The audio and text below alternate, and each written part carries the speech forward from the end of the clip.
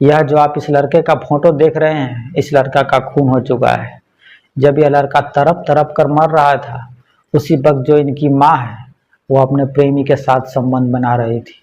आखिर यह महिला कौन थी, जहाँ एक तरफ उसका बेटा तड़प तड़प कर मर रहा था और यह महिला अपने प्रेमी के साथ संबंध बना रही थी, अपने आशिक के साथ गुलछर्रे उड़ा रही थी। पूरी कहानी विस्तार से बताता हूँ। नमस्कार साथियों, आप देख रहे हैं क्राइम की कहानी क्राइम लीला। दोस्तों, आज की सच्ची कहानी झारखंड की है। जिला साहिबगंज, थाना बरहरबा और गांव था रतनपुर। इसी रतनपुर गांव की रहने वाली 33 साल की महिला, जिसका नाम मीनू देवी होता है। मीनू देवी अपने 47 साल के पति, जिनका नाम हेमंत कुमार शाह था, उनके साथ में रहती थी। इन दोनों के एक बेटा भी था, जिसका नाम आयुष कुमार था। वह 14 साल का लड़का था। आयुष 9वीं क्लास में पढ़ता था, लेकिन वह पढ़ने में काफ़ी तेज था। तब उनके पिता को लगता था कि उनका बेटा एक न एक दिन उनका नाम रोशन करेगा, इसीलिए वह खूब मेहनत मजदूरी करता था। महीना में 5-6 रोज तो वह अपने घर से सुबह निकलता था और रात के 12-1 बजे तक अपने घर पर आता था, ताकि वह ज़्यादा पैसा कमा सके और अपने बेटे की पढ़ाई में खर्च कर सके। तारीख थी 7 फरवरी 2026। हेमंत सुबह सुबह काम पर ही निकल जाता है और जाते हुए अपनी पत्नी से कहता है कि आज हो सकता है कि रात के 12-1 बज सकता है। तुम रात में मेरा खाने पे इंतज़ार मत करना, अपने बेटे के साथ खाना खाकर सो जाना। यह कहकर वह काम के लिए निकल जाता है। रात में मीनू खाना बनाती है और दोनों माँ बेटा बैठकर खाना खाती है। खाना खाने के कुछ ही देर के बाद आयुष अपनी माँ से कहता है कि मैं बाथरूम करने के लिए खेत की तरफ जा रहा हूँ और कुछ ही देर में लौट आऊँगा। यह कहकर वह खेत की तरफ बाथरूम करने के लिए चला जाता है, लेकिन 1 घंटा बीत जाता है, 2 घंटा बीत जाता है, आयुष अपने घर वापस नहीं आता है। रात के 11 बज चुका था, तब वो अपने पति को कॉल करती है। उधर से हेमंत कहता है कि तुम फिक्र मत करो, हो सकता है आयुष अपने दोस्त के घर चला गया हो और अपने दोस्त के साथ सो गया हो। ऐसा करो, तुम सो जाओ और मैं कल सुबह में आता हूँ। अगली सुबह 7 बजे के आसपास हेमंत जब काम कर कर अपने घर पर आता है, उस वक्त भी उनका बेटा घर वापस नहीं आया था। तब माँ और पिता दोनों मिलकर गांव में अपने बेटे को ढूंढने के लिए निकल जाता है। 2 घंटे का और वक्त बीत जाता है, लेकिन आयुष के बारे में कुछ पता नहीं चलता है। तब वो अपने घर के पीछे की तरफ खेत में ढूंढने के लिए निकल जाता है और जैसे ही वो अपने घर से थोड़ी दूर पर निकलता है, एक सूखा तालाब था। उसी तालाब के किनारे आयुष की लाश पड़ा हुआ था। अपने बेटे की लाश को देखकर वह रोने लगता है। पीछे पीछे मीनू भी आ रही थी। वह भी जब अपने बेटे को इस हालत में देखती है, वह भी फूट फूट कर रोने लगती हैं, जोर जोर से रोने लगती हैं। इन दोनों की रोने पीटने की आवाज़ सुनकर थोड़ी देर में गांव के बहुत सारे लोग उस सूखे तालाब के पास आ जाता है।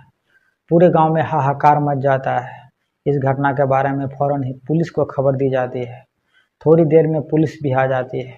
पुलिस जब आयुष की लाश को देखता है तो उसके जिस्म पर कोई भी चोट के निशान नहीं थे। पुलिस को लगा कि हो सकता है कि इसकी हार्ट अटैक से मौत हुई हो, क्योंकि आजकल छोटे बच्चों में भी हार्ट अटैक आता है। लेकिन लाश घर से थोड़ी दूर पर थी। तब पुलिस ने सोचा कि चलो इसे पोस्टमार्टम के लिए भेजते हैं। जैसे ही पुलिस लाश को पोस्टमार्टम के लिए भेजने की तैयारी कर रही थी, मीनू देवी जोर जोर से रोने लगती हैं। पुलिस से कहने लगते हैं कि आप हमारे बेटे की लाश को पोस्टमार्टम के लिए मत ले जाओ। पोस्टमार्टम में हमारे बेटे को चीर फाड़ करेगा। पुलिस को लगता है कि इसकी जो माँ है शायद अपने बेटा से बहुत प्यार करती थी, इसीलिए इस तरह की बात कर रही थी। और शायद उनको यह भी पता था कि पोस्टमार्टम में लाश को चीर फाड़ किया जाता है। लेकिन पुलिस को तो अपना काम करना था। वह मीनू देवी को बहुत देर तक समझाता है। बहुत देर तक समझाने के बाद मीनू देवी आखिरकार मान जाती है। तब पुलिस पोस्टमार्टम के लिए आयुष की लाश को भेजता है। 2 दिन के बाद जब पोस्टमार्टम रिपोर्ट आती है, तब जो पुलिस शक कर रही थी वो बिल्कुल सही थी।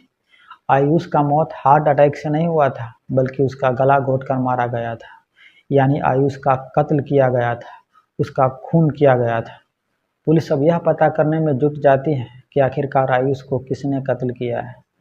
पुलिस इनके माँ बाप के घर पर जाती है। फिर से उनका बयान लिया जाता है। पहले भी इनके माँ बाप से बयान लिया गया था। उनसे पूछती हैं कि बताइए, आपको किसी पर शक है जो आपके बेटे को इस तरह से मारा होगा?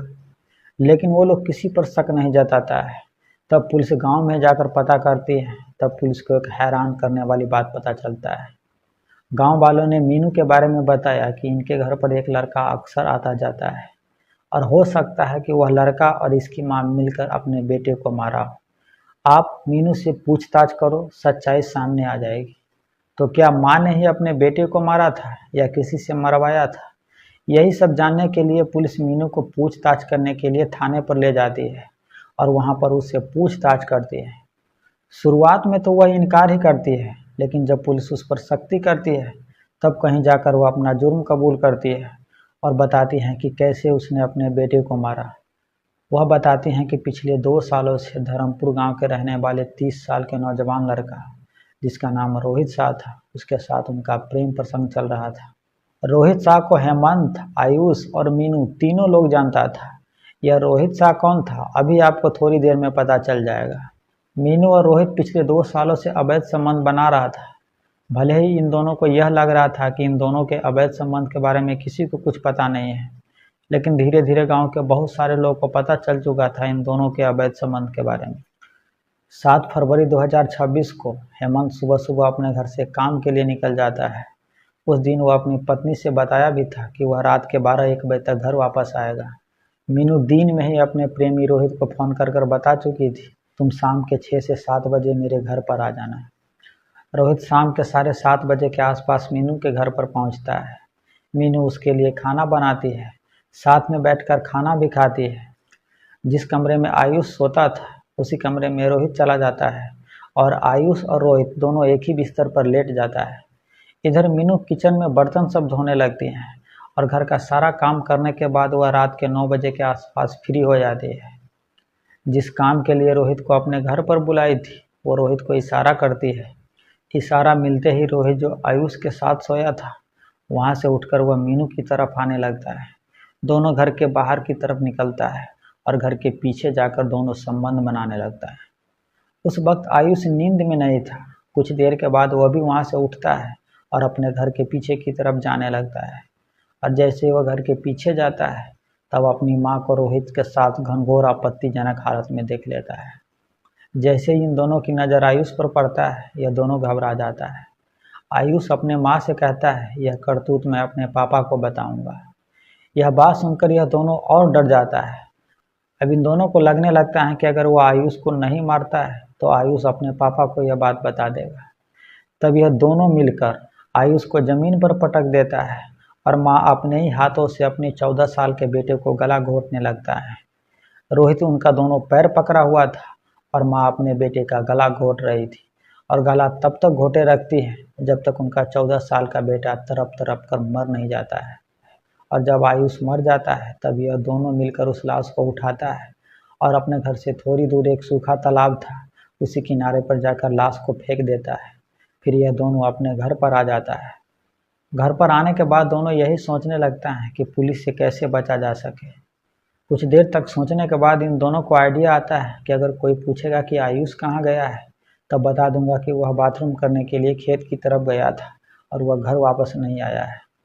और जब लाश मिलेगी तब उसे पोस्टमार्टम नहीं करवाना है, जिससे पुलिस को कभी पता ही नहीं चलेगा कि आखिरकार बच्चे की मौत कैसे हुई है। अब आपको बताता हूँ, यह जो मीनू का प्रेमी रोहित शाह था, यह कौन था। रोहित हेमंत का सगा भांजा था, यानी रोहित का मामा था हेमंत और मीनू उसकी मामी थी। यानी मामी और भांजे के बीच में नाजायज रिश्ता था और इसी नाजायज रिश्ता को छुपाने के लिए मीनू अपने 14 साल के बेटे को बेरहमी से कत्ल कर डालती है। मीनू और रोहित फिलहाल दोनों जेल के अंदर में हैं। तो दोस्तों, यह थी आज की अफसोसनाक कहानी। इस कहानी के बारे में अगर आप कुछ बताना चाहते हैं तो अपनी राय हमें कमेंट कर जरूर बताइए। हम आपसे ऐसे ही सच्ची कहानी के साथ मिलते हैं। तब तक आप अपना बहुत सारा ख्याल रखिए। जय हिंद, जय भारत।